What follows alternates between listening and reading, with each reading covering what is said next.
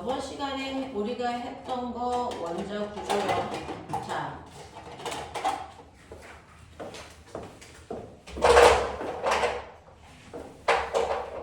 첫 번째요.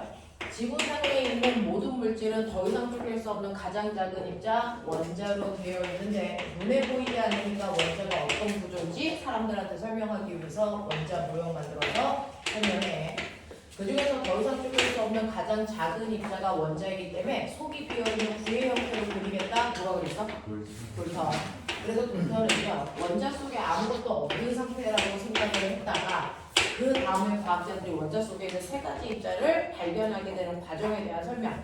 그게 첫 번째. 자, 그 중에서 가장 먼저 발견된 건 뭐? 전자 발견. 전자 발견 누가 했다고? 톰슨이 했다고.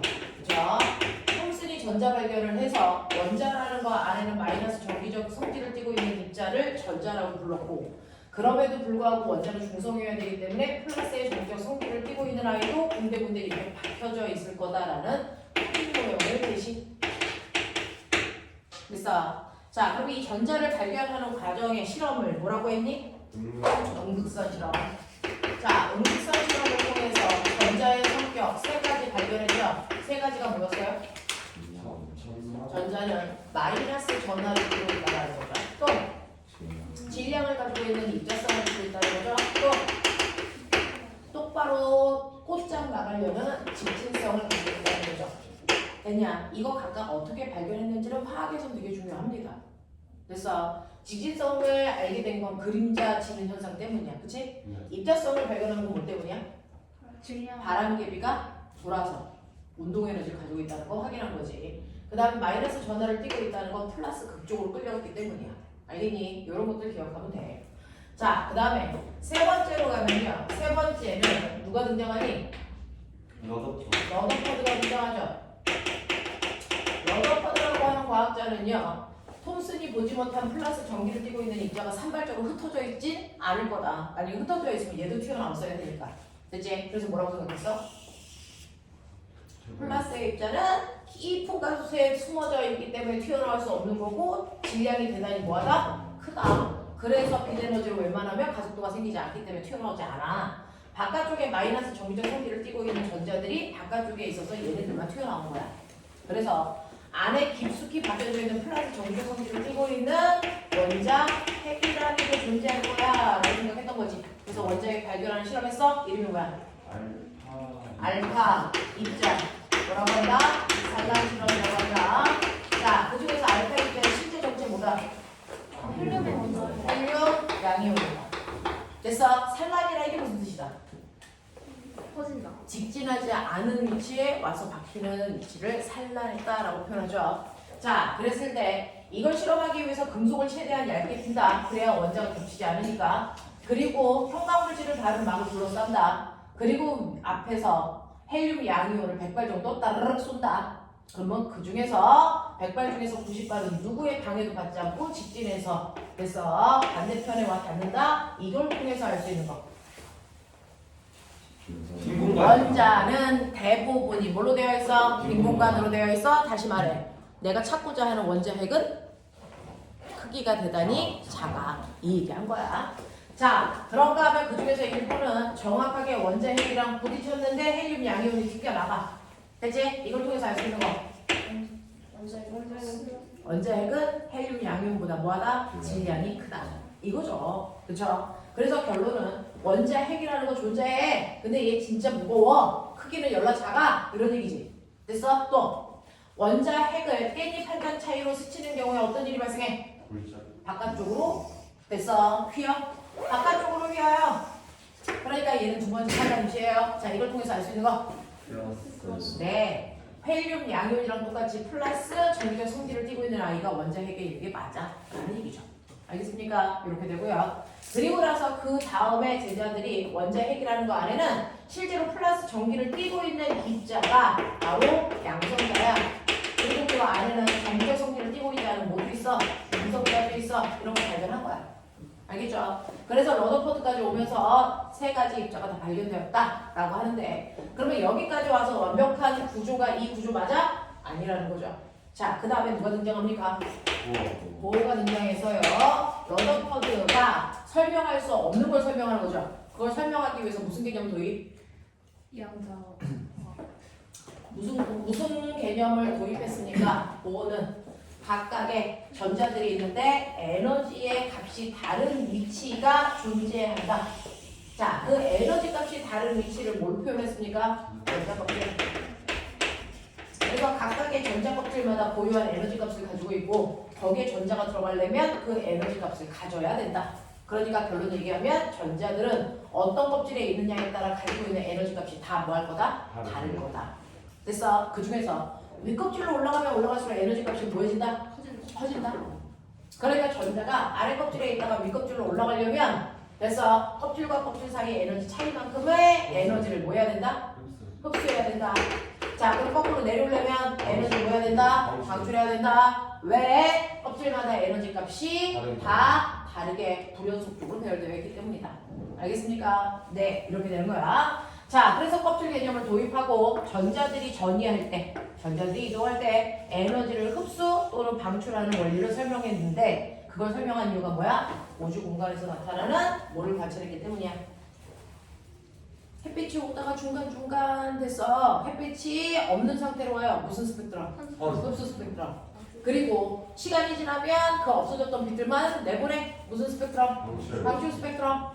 됐어? 라고 하는 그 방출 스펙트럼을 우리 뭐라 그러니? 선 스펙트럼.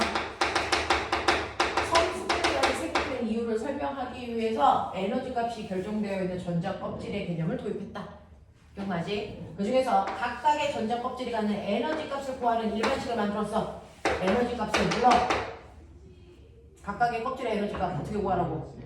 마이너스 n 제곱분의 뭐라고? k라고 이렇게 구하면 돼. 그러니까 k라는 상수는 실제값이 있지만 우리 1로 놓는다. 첫 번째 껍질의 에너지가 얼마? 마이너스 1 이렇게 보면 되죠. 두 번째 껍질의 에너지가 얼마? 마이너스 4분의 1 이죠. 자, 무한 번째 껍질의 에너지가 얼마? 0. 그래서 껍질과 껍질 사이의 가장 큰 에너지 값의 차이를 우리는 얼마로 보고? 1로 보면 첫 번째 껍질과 두 번째 껍질의 사이의 에너지 차이 얼마? 그중 4분의 3. 그래서 윗껍질로 올라갈수록 에너지 차이는 점점 뭐한다? 좁아진다. 그러니 전자가 어디 있든 상관없어. 그 전자가 첫 번째 껍질로 내려올 때 적어도 4분의 3 이상의 에너지를 방출하니까 가장 많은 에너지를 방출하게 돼. 맞아? 네. 첫 번째 껍질로 내려올 때 가장 많은 에너지를 방출하면 그게 무슨 광선이야? 자외선. 그 자외선을 발견한 사람 누구? 라이먼. 그래서 라이먼 계열. 그래서 전자가 어떻든 상관없어. 얘네들이 두 번째 껍질로 내려올 때가 두 번째로 많은 에너지를 방출할 거야. 무슨 광선? 가시광선. 누가 발견했어? 발머. 세 번째 껍질로 내려올 때가 세 번째로 가장 많은 에너지를 방출하겠지. 뭐겠어? 적외선. 누가 발견했어? 파션. 됐어? 그래서 라발파. 알겠니? 기억해두면 된다 그랬어. 그래서 이렇게 선 스펙트럼이 생기는 원리를 설명하기 위해서 전자 껍질이라는 개념을 도입하게 됐고, 그러면 실제로 두 번째 껍질에 있던 전자가요 첫 번째 껍질로 내려와요. 맞아요. 그러면 에너지를 방출하니 흡수하니 내려오는 거니까 방출. 그러니까 방출 스펙트럼 생기겠죠? 자, 그러면 이렇게 내려올 때 그 방출된 에너지가 구해봐 라고 합니다. 그렇죠? 그건 두 번째 껍질이 갖는 에너지에서 첫 번째 껍질이 갖는 에너지를 뭐 하면 된다고? 빼면 돼. 그렇죠? 네, 이게 방출된 에너지 값이야. 맞니? 네. 에너지는 HF 구하는 거 알죠? 그랬을 때 이때 방출할 때 나타나는 진동수는 얼마야? 라고 하면 진동수는 어떻게 한다? H분의 V2 1번으로 쓰시면 돼. 맞지? 네. 근데 진동수가 아니고 파장을 구해주세요 라고 하면 진동수의 역수. 에너지는요 HF고요. 나중에 파동 파트에서 가면 다시 설명하겠지만 진동수와 파장은 서로 무슨 관계? 역수관계돼요. 왜 그러냐면 광속은 불변하니까. 그래서 광속은요 진동수와 파장은 무관값이거든요. 그러니까 진동수가 커지면 파장은 작아져야 됩니다. 왜? 광속은 항상 일정한 값을 가져야 되니까. 맞습니까? 자, 그래서 항상 진동수는 파장과 역수관계야. 그러니까 이 진동수 자리에다 파장 집어넣으려면 어떻게 되면 돼? 람다분의 HC 이렇게 넣으면 되죠. 맞죠? 자, 그러니까 이 자리에다가 여러분들 람다 집어넣어서 람다로 다시 정리. 알겠니? 이런 식으로 계산할 수 있더라 라는 얘기가 첫 번째 얘기. 자, 그래서 그 첫 번째 얘기에 해당되는 문제 풀어왔어요. 자, 그 중에서 질문 일단 확인할게요. 지금 선생님이 설명한 얘기가 여러분들이 가지고 있는 앞부분에 대한 얘기였고요. 그것과 관련된 문제 풀어오라고 했는데 그게 어디부터 있냐면 24페이지부터입니다. 24페이지 1번부터요. 그래서 25페이지 11번까지 중에서 제가 할 거. 저요. 네. 26페이지 1번이요. 뭔 소리야? 네? 근데 했어요? 24부터 25까지 질문하잖아. 어. 됐어요? 없어요? 여기 넘겨도 돼요? 네. 네. 자, 그 다음에 26, 27에서 질문 몇 번? 1번이요. 1번이요. 자, 1번은 우리가 저번 주에 하지 않았나? 네. 했어? 네. 맞니? 네. 소연아, 됐어? 소영아, 됐어? 네. 이거 돼? 자, 넘기시고요. 이해 안 되면 쌤이 이따가 별도로 해줄게요. 28페이지부터 29페이지까지 질문. 8번. 8번이요. 자, 그럼 8번 보시면요. 그림은 수소 원자의 스펙트럼에 대한 설명입니다. 라고 했는데 라이먼 계열 그랬으니까 몇 번째 껍질? 첫 번째 껍질. 그림은 라이먼 계열의 스펙트럼에서 파장이 가장 긴 것부터 세 개를 나타냈는데 자, 미추죠. 파장이 가장 길다 그랬어요. 라이먼 계열은 첫 번째 껍질로 내려오는 건데 첫 번째 껍질로 내려오는 것 중에서 꼬맹아 이렇게 되어 있다고 치자. 이렇게 되어 있어. 이렇게 되어 있어요. 여기가 첫 번째 껍질, 여기 두 번째 껍질, 여기 세 번째 껍질, 여기 네 번째 껍질, 여기 무한 번째 껍질 뭐 이렇게 된다고 치자. 그러면 전자들은 어디에 있든 상관이 없죠. 그 전자들이 몇 번째 껍질에 있든 상관없이 첫 번째 껍질로 내려올 때가 가장 많은 에너지를 방출한다고 좀 전에 제가 말씀드렸어요. 그게 자외선 계열이라고요. 하지만 몇 번째 껍질에서 내려오느냐에 따라서 미세하지만 에너지 차이는 있어요. 여기에 있는 화살표 길이가 에너지의 양을 얘기해요. 그렇죠? 그러니까 선생님이 그렸을 때 화살표가 더 긴 아이가 에너지가 더 크겠죠? 그러니까 1번, 2번, 3번, 4번 중에서 어떤 전자가 방출하는 에너지가 제일 크겠어요? 1번. 그렇죠. 에너지의 크기는 1번이 방출하는 에너지가 제일 크죠. 그래서 똑같이 자외선이지만 그 자외선의 세기가 다르다. 1번이 제일 센 자외선을 방출한다. 이런 얘기야. 어떻게? 자, 그러면 에너지가 크다는 얘기는 진동수가 뭐하다는 얘기예요? 이중. 제일 진동수가 크다는 얘기죠. 그래서 진동수가 큰 것도 1이에요. 그럼 파장이 제일 긴 건 누굴까요? 4번이요. 그렇죠. 됐죠? 에너지하고 파장의 길이는 반비례잖아요. 그렇죠? 그러니까 파장이 제일 긴 거는 4번이 제일 길어. 아, 파장이 길다는 얘기는 에너지가 제일 작다는 얘기구나. 그러니까 얘 파장이 제일 길구나. 이거를 화학에서도 물어보고 물리에서도 물어봐요. 애들이 제일 헷갈리니까. 그렇죠? 네. 그래서 머릿속에 넣으셔야 되는 거. 에너지가 크다는 얘기는 진동수가 크다는 얘기지만 파장은 짧다는 얘기로 해석해야 된다. 그래서 이렇게 물어보는 경우가 제일 많구나. 납득하죠? 그러니까 여러분들이 가지고 있는 선 스펙트럼의 그림을 보시면 선 스펙트럼의 그림이 이렇게 나와 있어요. 그 중에서 여러분들 화학 시간에 배웠으니까 알겠지만 거기에 파장의 길이가 안 나와 있을 때 A, B, C 중에서 누가 에너지가 작아? 이런 거 어떻게 알아? 선 스펙트럼도 나왔어. 물론 화학에서는 파장의 길이를 다 써주실 텐데 물리에서는 갖고 안 쓸 때도 있어. 이처럼. 자, 이때 간격이 좁은 쪽으로 갈수록 에너지가 커지는 겁니다. 알겠어? 선 스펙트럼의 간격이 좁은 쪽으로 갈수록 에너지가 커지는 겁니다. 그러니 이쪽으로 갈수록 진동수가 커지고 이쪽으로 갈수록 파장의 길이가 짧아지는 계열입니다. 알겠어? 네, 이런 느낌으로 여러분들이 보셔야 돼요. 그래서 선 스펙트럼이 나오면 그렇구나 라고 하는 거 보시면 되고요. 여기서는 나름 친절하게 파장의 길이 써줬습니다. 여기 있는 파장이 90의 계열, 여기는 뭐 100, 뭐 이런 느낌으로 써져 있네요. 자, 그래서 이쪽으로 갈수록 파장이 작으니까 에너지가 크겠구나. 그러면 그 중에서 네, 여러분들이 보시는 것처럼 파장의 길이가 가장 긴 것부터 썼대요. 그러면 첫 번째 껍질로 내려오는 것 중에 가장 파장이 긴 거 몇 번? 4번. 그러면 꼬맹아 그걸 통해서 얘 첫 번째 껍질로 내려오는데 몇 번째 껍질에서? 두 번째 껍질에서 첫 번째 껍질. 정해져 위치가. 그러면 얘는 몇 번째? 세 번째에서 첫 번째죠. 다 첫 번째로 내려와야 됩니다. 됐죠? 얘는요? 네 번째에서 첫 번째. 됐죠? 이런 식으로 껍질 번호가 정해지는 순간이죠. 자, 그러면 그 중에서요. 여기에 대한 설명을 옳은 것을 모두 골라라 라고 했는데 그 중에서 네. 여기부터가 A예요. 여기부터가 A, B, C로 보면 되니까 남다 A는 전자가 세 번째 껍질인 궤도에서 바닥 상태로 전이했을 때 방출되는 파장입니까? 라고 하는데 아니죠. 두 번째 껍질에서 내려올 때 전이했을 때 나오는 파장이에요. 맞습니까? 네. 두 번째, 남다 A 대 남다 C는요 라고 하죠. 남다 A 대 남다 A 대 남다 C는요 라고 하죠. 됐죠? 네, 얘는 에너지 역수니까 에너지 값 구하셔서 역수하시면 되죠.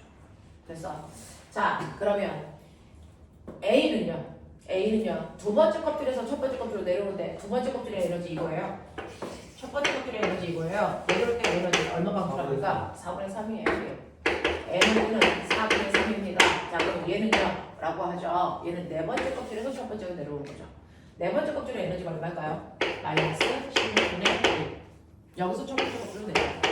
그럼 에너지 얼마입니까? 16분의 1. 아니야? 네. 나 산수 잘못할 수도 있으니까 잘 봐라. 그러면 얘 16분의 얼마 되냐? 12. 맞죠? 그러니까 에너지의 비율은 얼마입니까? 4대 5요. 4대. 그죠? 그럼 파장 비율은 5대 4. 네, 그렇게 나오는 거죠. 자, 디귿가죠. 파장이 남다 비 광자 한 개의 에너지를 맞게 표현해 주세요 라고 했습니다. 자, 남다 비는 몇 번째 껍질에서 몇 번째 껍질로 내려온다고요? 세 번째. 네, 세 번째에서 첫 번째로 내려오니까 거기 위에 식 있죠? 네. 그거 그대로 쓰면 돼요. 세 번째에 해당되는 거니까 껍질에 3 넣고요. 그 다음에 껍질에 1 넣고요. 그래 놓고 계산. 맞아? 빨리 해. 남다 3 넣었을 때 값 구해. 남다 1 넣었을 때 값 구해. 그거 두 개 빼. 남다가 아니고 1 때와 3일 때.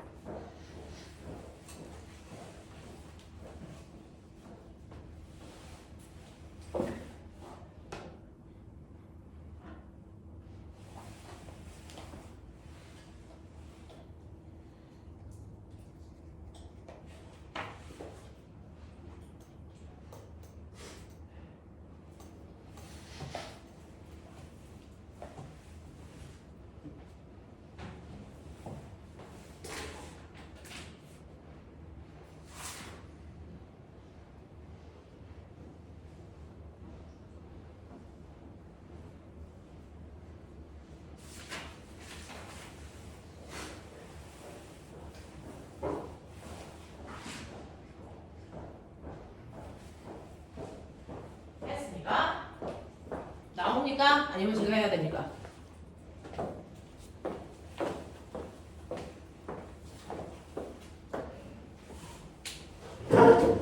서영아 나와? 네? 나와? 네. 다른 사람 어. 다 나와? 하겠어? 네. 저는 산수를 별로 안 좋아해가지고요. 이거 하면 저는 안 나올 수도 있어요. 자, 가죠. 그러면 9번부터요. 30페이지. 9번부터 31번, 31페이지에 12번까지 중에서 10번. 10번이요. 자, 10번 보시면 야, 또 기말 때가 다가오고 있어.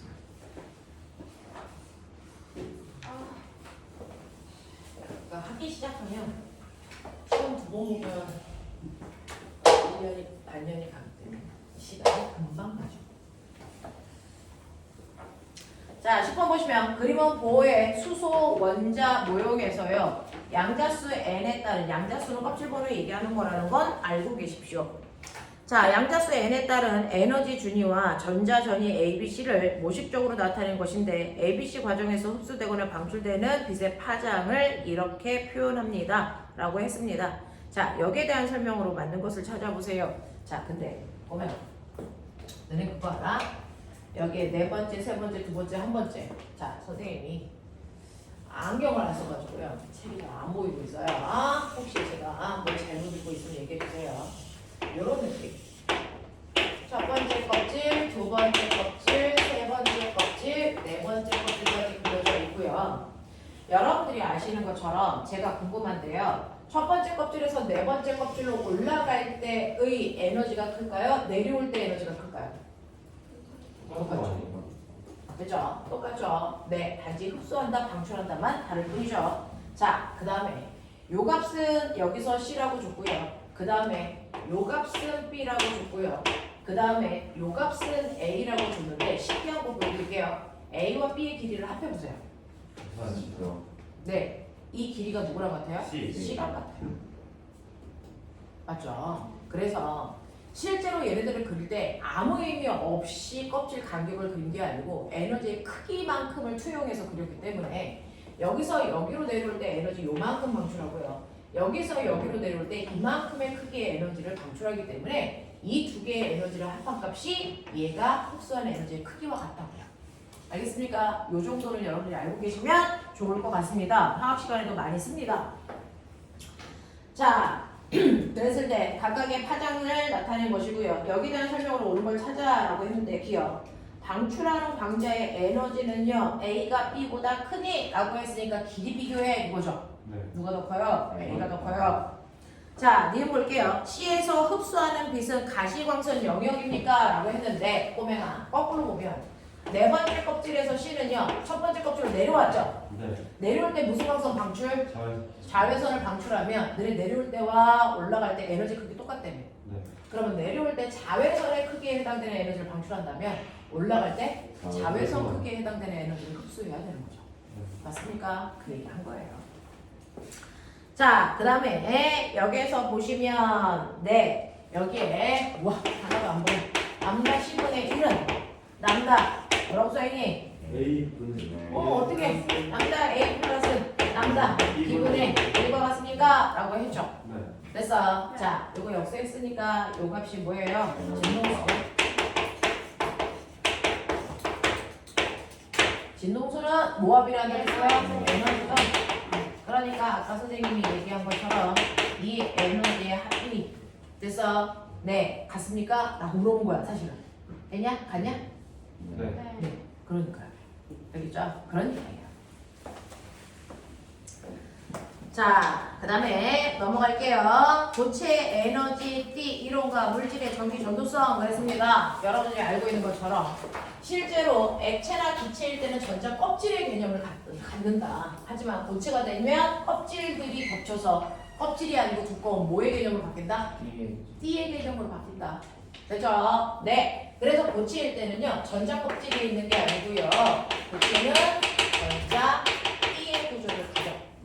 그죠? 원자에 이렇게 있어. 전자들이 이루고 있는 전자띠들이 두껍게 형성되어 있어. 이런 식으로. 실제로는 그렇게 원형인데 그냥 이렇게 쓰는 네, 당연히. 네. 실제로도 사실은 실제로는 넌 화학을 어디까지 했니? 화학원 하고 있죠. 네. 실제로는 전자 껍질이라는 게 있어. 오비탈이죠. 확률이죠. 맞죠? 그러니까 사실은 전자띠, 전자 껍질 이런 개념이 아닌 거야. 그래서 나타나는 확률의 개념인 거야. 그 확률적으로 나타나는 확률이 높은 곳이 그냥 우리는 그렇게 확률로 생각하기에는 아직은 좀 힘드니까 그냥 거기에 있어라고 표현하는 거지. 실제로는 거기에 있는 게 아니고 있을 수도 있어 라고 얘기하는 거야. 알겠니? 네. 그래서 실제로는 전자띠, 전자 껍질 이런 식의 표현은 사실은 대학 가면 안 써요. 근데 뭔가 개념을 정립하기 위해선 단순하게 표현하는 게 좋으니까 우리는 전자띠, 전자 껍질이라는 개념으로 표현합니다. 알겠어? 네, 그런 얘기. 그래서 많이 알면 조금 오류가 있고요. 그냥 지금 상황에서는 이게 맞다라고 얘기하는 게 맞죠. 그죠? 네, 그래서 이런 식으로 전자들이 각각의 띠에 전자들이 존재할 수 있는 공간은 한정되어 있다. 그 공간에 전자가 꽉 차 있을 수도 있고 들 차 있을 수도 있고 아예 전자가 그 띠에 없을 수도 있고 이런 얘기죠. 자, 그래서 여기는 전자가 꽉 찼어. 여기는 전자가 있을 수 있는 공간이 3개밖에 없는데 2개만 찼어. 그러면 전자는 이 띠까지만 있어. 자, 전자가 있는 가장 바깥쪽 띠를 뭐지만 원자가는 그렇죠. 원자가 띠. 자, 원자가 띠 위에 전자들이 없는 띠. 전, 도, 띠, 이죠. 이렇게 용어로 부릅니다. 그리고 띠와 띠 사이의 간격 뭐라고 하냐? 이건 띠틈. 됐어. 네, 이렇게 표현합니다. 자, 이때 에너지가 왜 필요해? 띠틈을 건너가기 위해서 필요한 거죠. 됐죠? 그럼 띠틈이 없어? 건너갈 때 에너지 필요해? 안 필요해? 안 필요해. 되겠죠? 네. 자, 그럼 꼬맹아, 금속과 비금속의 가장 큰 차이죠? 정리당했어. 전기전도성. 됐어? 다시 말해서 자유전자의 양이겠죠. 네. 자, 그럼 자유전자가 뭐야? 라고 하면 보이세요? 지금 첫 번째 보시면 원자과 띠에 전자들이 꽉 차 있지 않고 빈 공간이 있어. 그러면 에너지를 흡수할 필요가 없이 전자들이 자유롭게 움직일 수 있는 형태를 가지고 있죠. 자, 이렇게 원자과 띠에 빈 공간이 있으면 나머지 전자들이 자유롭게 움직일 수 있다. 얘네들을 뭐라고 한다? 자유전자라고 한다. 이 자유전자들을 구조적으로 많이 가지고 있는 아이들이 금속이다. 알겠습니까? 네, 라고 얘기하는 거죠. 자, 그래서 보시면 이렇게 자유롭게 움직일 수 있어. 그럼 전자가 자유롭게 움직인다는 건 뭐가 흐를 수 있다는 얘기야? 전기. 되겠냐? 그러니까 얘는 전기가 잘 흐를 수 있는 구조야. 근데 하물며 얘는 어떠냐면 옆으로도 자유롭게 움직일 수 있지만 아래와 위 사이에 띠틈이 있어 없어?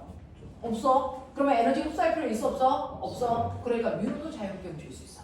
그러니까 얘는 옆으로도 위로도 자유롭게 움직일 수 있는 구조를 가지고 있어. 그러니까 전기가 얼마나 잘 흐르겠니? 전기가 잘 흐르는 물질을 우리 뭐라 그러겠니? 도체. 그래서 이게 도체야. 이렇게 얘기하는 거잖아. 맞지? 자, 근데 원자과 띠에 전자들이 있을 수 있는 공간이 꽉 찼어. 몇 명? 자유전자가 거의 없다는 얘기야. 맞습니까? 그리고 나서 윗껍질 전도띠를 봐야 되는데 전도띠가 열나 멀리 떨어져 있어.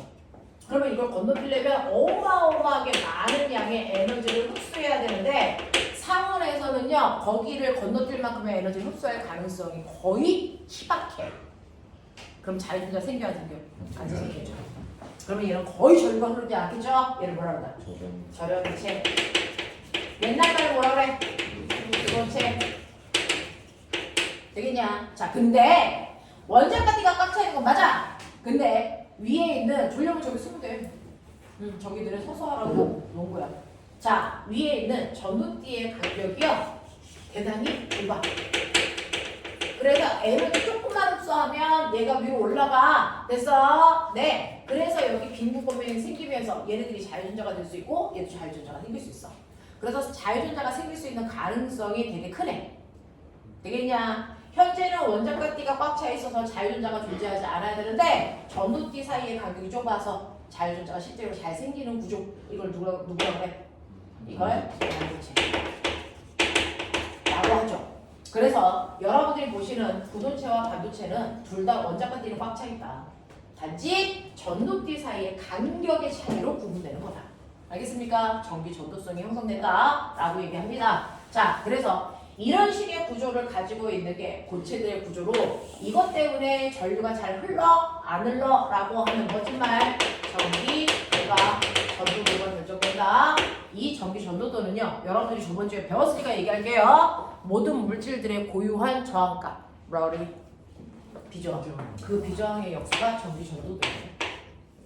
알겠습니까? 네, 이렇게 되고 이 전기 전도들도 물질의 특성이 된다. 알겠냐? 네, 이렇게 됩니다. 자, 그래서 전기 전도도 얼마나 전류가 잘 흐르냐? 도체가 되게 잘 흘러. 그 다음 반도체야. 그 다음에 절연체야. 이렇게 돼요. 자, 그러면 우리가 전류를 흐르지 못하게 하는 성질을 뭐라 그런다고? 저항. 그러면 이게 아마 저항의 크기를 결정하는 거 4개 있거든? 아는 대로 얘기해봐. 전류 전압 어떤 물질의 고유한 저항값을 결정하는 요소는요 전류, 전압이라고 하시면 안 돼요. 길이 자, 뭐라고 합니까? 길이, 단면적. 네. 자, 원래 그 물질의 타고난 구조. 비정. 알겠습니까? 네, 비정. 그렇지. 온도. 요렇게 네 가지. 그래서 이걸 이용해서 그물질의 저항값을 구하는 식 R은 이거 길이 L, 단면적, S, 비저항, 로, 온도, T 뭐 이런 거죠. 알겠어? 자, 물어봐. 저항값은 로, T죠. 그 온도에 따라 비저항값이 달라져요. 맞아요? 네. 자, 그 다음에 S분의 L 이렇게 가죠. 알겠어? 그러니까 저항은 어떨수록 커? 하나만 딱 개념 잡아. 저항은 어떨수록 커진다? 저항은요 비저항 값이 크면 크고요. 또 단면적이 작을수록 길이는 길수록 그러니까 가늘고 길수록 쉽게 얘기하자. 가늘고 길수록 저항이 커지는 거야. 알겠습니까? 네. 자 이렇게 된다라고 하는 거. 그럼 꼬맹아 온도가 높아지면 저항이 커지는 게 있지. 이거를 도체만 그래. 자유전자수가 너무 많아. 자유전자들끼리 충돌하니까. 맞지? 온도가 높아지면요 저항값이 작아지는 애들이 있죠. 누가 그래요? 반도체하고 비도체가 그렇습니다. 왜요? 온도라는 열 에너지를 이용해서 윗껍질로 올라가는 에너지가 될 거니까. 알겠습니까? 이렇게 된다라고 하는 거. 그래서 온도에 따른 저항 크기에 그래프가 이렇게 나타난 아이가 있고 이렇게 나타난 아이가 있어요. 여기가 온도예요. 여기가 저항이고요. 됐어? 이 새끼. 같은 온도에서 저항이 제일 컸죠. 그럼 누구예요? 저런데.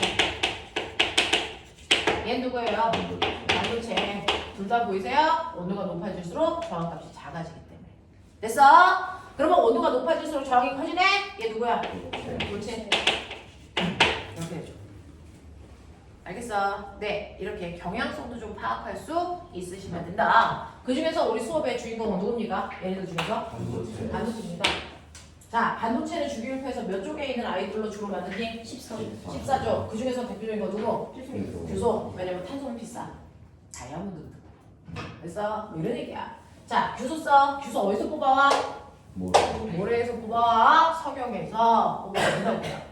자, 이런 규소, 한 종류의 규소로만 만들어진 반도체를 뭐라 그래? 순수반. 그렇죠. 순수. 자, 근데 순수 반도체는요, 도체보다는 전류가 잘 흐를 수는 없어. 그 단점을 해결하기 위해서 전기 전류도를 향상시킨다. 어떤 기능을 향상시키는 거? 멋진 말. 높이네요. 그래서 뭘 만들 거예요? 볼스물 반도체. 자, 이 순수 반도체를요, 다른 말로 고유 반도체 이렇게 얘기해서 무슨 말? 어떤 책에는 순수, 어떤 책에는 고유 이런 단어를 쓰니까 같은 말이야 라고 하는 것도 한번 인지하고요. 그 다음에 반도체, 불순물 반도체를 만드는데요. 14쪽에다가 누구를 도핑하느냐에 따라서 유형이 달라요. 몇 쪽을 도핑할까요? 13쪽을 도핑하면 전자 하나가 부족하죠? 그래서 전자가 없는 빈 구멍이 생기죠? 자, 그 빈 구멍의 이름? 그렇죠. 양봉. 양봉이 있기 때문에 전류가 잘 흐를 수 있겠죠? 그래서 얘를 우리가 뭐라고 합니까? 전압 나비의 역할을 한다. 되겠습니까? 자, 그러면 양봉을 포함하고 있는 반도체를 우리는 뭐라고 합니까? 포지티브형 반도체, P형 반도체. 맞습니까? 오케이. 자, 13쪽이 아니고 15쪽을 높이가죠? 그러면 전자 하나가 더 들어가네? 네. 그래서 자유 전자가 전도기에 생겨요. 맞냐? 자, 자유전자가 똑같이 전하 나르게 역할을 합니다. 자유전자가 많으면 많을수록 그죠? 어떤 범위까지는 전류가 잘 흐를 거니까. 자, 이거 무슨 반도체? N형 반도체. 네거티브형 반도체. 맞습니다. 자, 이런 식으로 각각을 도핑했을 때 저는 저번 시간에는 여러분들이 책이 없는 사람들도 있어서 책을 잘 못 보여드렸었는데 P형 반도체와 N형 반도체를 그림으로 표현하는 여러 가지 형태가 있었어요. 그거를 자기들이 그림으로 이게 P형이야, 이게 N형이야 이런 것들을 구별할 수 있는 안목을 좀 키우셨어야 되는데 우리는 거기까지도 여러분들이 풀어온 문제는 P형 반도체, N형 반도체가 없군요. 네. 자, 그러면 일단 여기까지가 아까 했던 여러분이 알고 있는 절연체, 구도체, 절연체, 반도체 여기 내용이에요. 그럼 일단 거기까지 질문을 받고요. 그리고 나서 시간부 연결할게요. 자, 42페이지. 1번부터 10번까지 혹시 질문이 있을까요? 이 양궁이 네. 플러스가 한참 이동한다는데 이게 네. 무슨 말이에요? 네? 이게 자, 꼬맹아, 고개 들어. 양봉이라고 하는 건 전제가 없는 공간이죠. 예를 들어서 그냥 느낌 같아요. 여기에 양봉이 있다고 쳐. 여기에 자유전자가 이렇게 있어. 전자들이 있는 공간들이 이렇게 있죠. 자, 원래 여기 전자가 있었어야 되는데 전자가 없어. 빈 구멍이 생겨. 얘를 뭐라고 한다고? 양봉. 근데 보면 잘 봐. 여기 있던 전자가 이리로 와. 전자의 이동 방향. 맞습니까? 그러면 전자가 여기다가 일로 오면 양봉은요? 여기 있던 양봉이 얘가 전자가 일로 갔습니다. B죠. 여기 있던 양봉이 마치 일로 온 것처럼 보이죠. 양봉의 입장에서 보면. 그러면 양봉의 이동 방향은 전자의 이동 방향하고 반대. 라서요. 알겠습니까? 네. 그래서 우리 전자의 흐름과 반대 방향의 흐름을 뭐라 합니까? 전류. 지금 막 학교에서 배웠을 텐데. 맞죠? 네. 그래서 전류의 흐름처럼 움직이는 거예요. 이해됩니까? 네. 그런 얘기를 하는 거예요.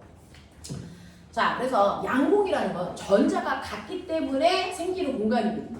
그래서 전자의 흐름과 반대 방향의 흐름으로 양봉이 이동하는 것처럼 보인다. 납득하냐? 이런 얘기 한 거야. 자, 그러면 42, 43에서의 질문이 뭐가 있을까요? 괜찮아? 네. 네. 화학이랑 겹치는 부분이고 사실은 물리적 색깔이 아직은 그렇게 막 확연하게 드러나지 않아서요. 괜찮죠? 44, 45. 대하나? 오케이. 이런 거 잘하는 사람은 신소재 개발 이런 거 하십니다.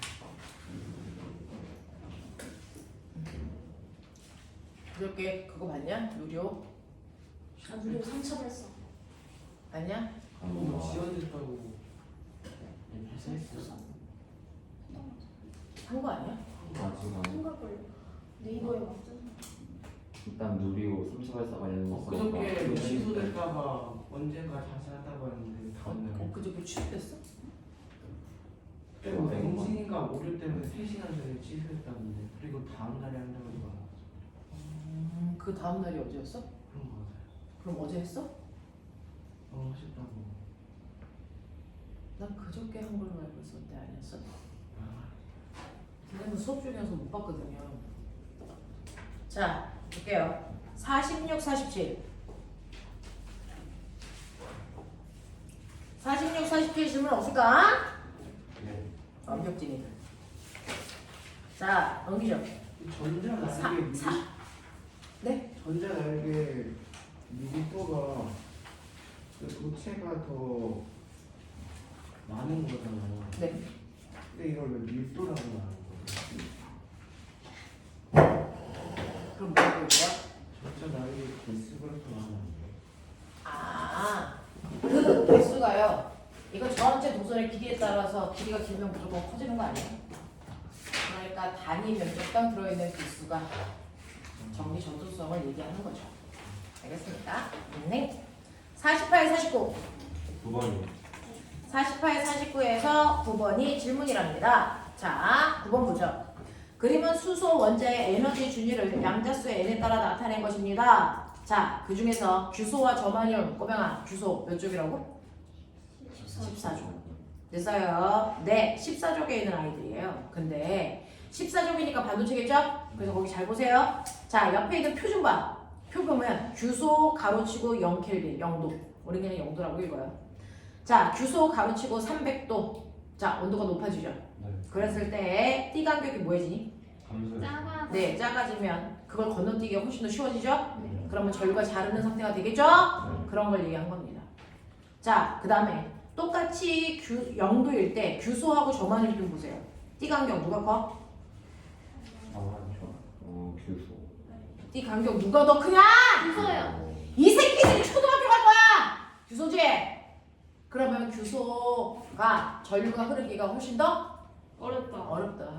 띠 간격이 좁을수록 전자가 잘 건너갈 거니까 이런 얘기야. 자, 그러면 여기에 대한 설명으로 옳은 것을 찾아보세요 라고 하는 이제 그런 얘기들이에요. 자, 그럼 그 중에서 기억, 규소와 점화륨은 온도가 높아지면 비저항값이 증가하니 아니요. 감소해야죠. 반도체잖아요. 발모 계열의 빛은요, 규소 원자의 원자가 띠에 있는 전자를 전도띠로 전이시킬 수가 있습니까? 라고 했어요. 자, 발모 계열이라고 하면 여러분들 몇 번째 껍질로 내려오는 거야? 두 번째 거. 자, 그러면 두 번째 껍질이에요. 그러면 0에서부터 두 번째 껍질에 여기에는 K라는 상수값을 실제로 넣고 계산할까? 됐어? 네. 그래서 이 두 번째 껍질의 에너지 값이 마이너스 3.4. 자, 그러면 0과 3.4의 차이 얼마? 3.4. 3.4죠. 그래서 이 발모 계열의 에너지들은요. 그래서 3.4보다는 에너지가 작고요.